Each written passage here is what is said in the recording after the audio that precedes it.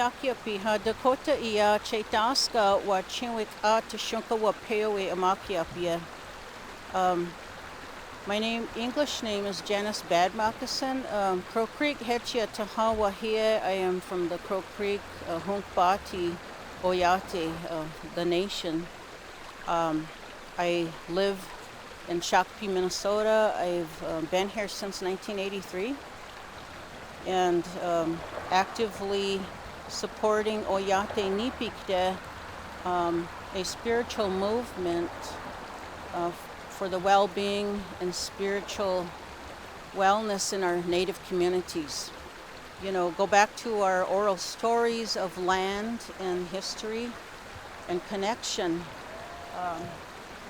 These waters right away had, really gave me a connection here. You know, some natives grow up with trauma and I'm one of them, and I really healed with a lot of our ceremonies, and water was always a part of that ceremony. I know on a personal level, when I don't drink the water, I feel zapped and drained. And when I drink it, I kind of come to life. It re-energizes me, and it tastes really good. And I want my children and grandchildren to experience that too.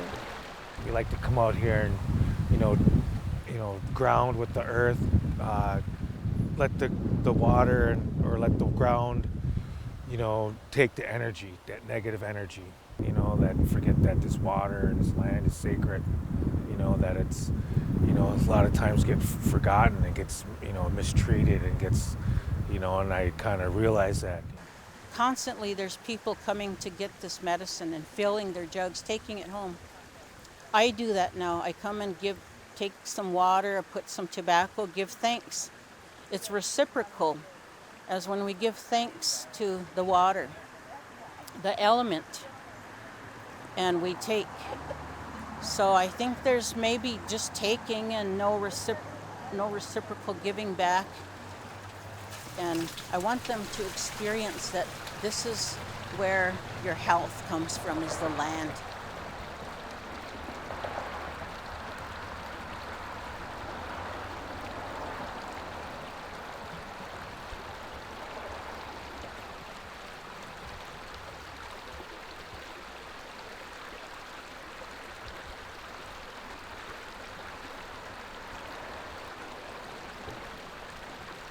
I founded Friends of Coldwater in '01, and we're trying to save the last natural spring in the city. Minneapolis has lost the Great Medicine Spring in Theodore Wirth Park and also Glenwood Spring for development of Interstate 394 west out of the city. There's two threats. One is the development arriving and the natural context of the space disappearing.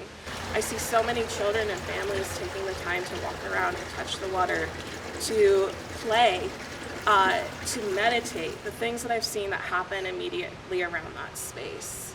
The city's plans, after development comes, will be dealing with that much more: light pollution, people, impervious surfaces, and we'll be missing the natural aspect of the space.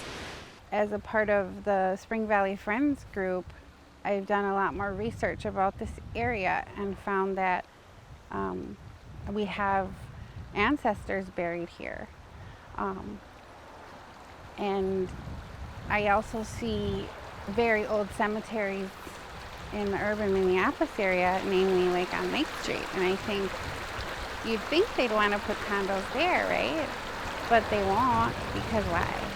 And then here, it's kind of the same thing, but nobody's recognizing that, and that hurts. This is one of the first medicines that's going to sustain us, as human beings. So I'm really growing to really care for this place, care for this area where our people probably walked, they left their imprints of,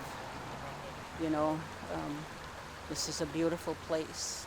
I'll say if you're a heritage person or someone who has privileges that came from colonialism. Just take the invitation to let your guard down a little bit, and I'd say that's the most amazing thing for me has been being uncomfortable, allowing myself to be opened up into a richer life by examining these things in myself and attempting and learning how, and taking leaps and taking accountability.